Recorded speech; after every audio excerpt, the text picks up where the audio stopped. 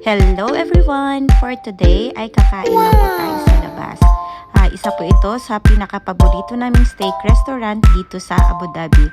At yun po ay ang Patron Meat House. So makikita nyo po dito kung ano yung paborito at palagi po naming ino-order. Sa Patron Meat House po ay ang tagline po nila ay quality is not a coincidence. Naniniwala po ako doon kasi kailangan po talaga ng hard work para ma-maintain po yung quality na siniserve natin. So ayan na po, andito na po tayo sa exciting part. So papunta na po tayo. So yung way lang po natin galing sa aming bahay is through Corniche. Passenger Princess po muna tayo sa araw na to. Lagi naman eh.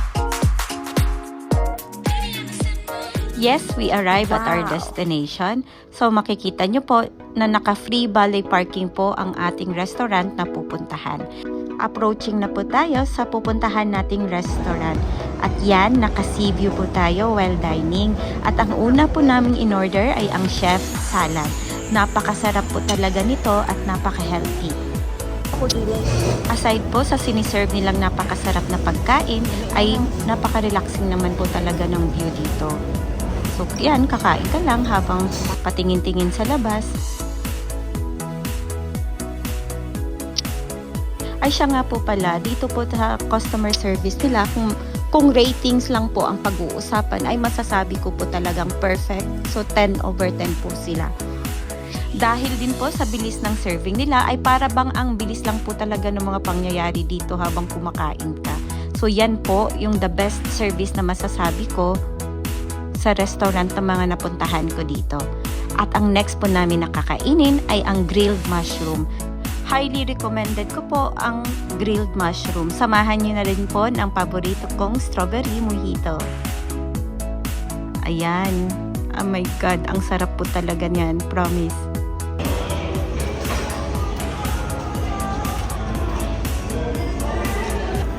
At ayan, ready na po ang ating tomahawk steak.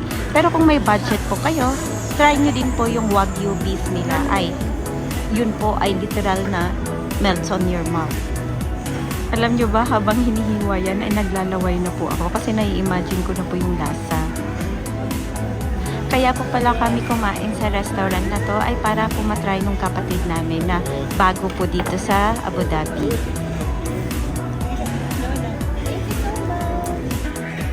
Kapag ka sa steak po, yung order, medium well po talaga ako.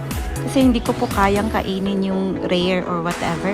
Kasi for me, kapag ka rare ang in-order mo, ay sana kinagat nyo na lang po yung mismong baka.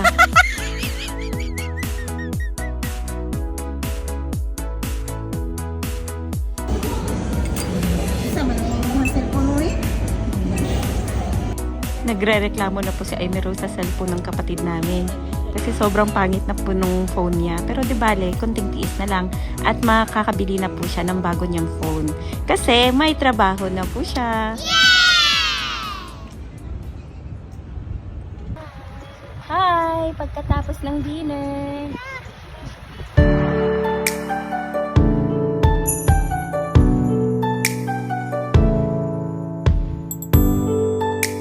Please don't forget to like and subscribe. Thank you for watching.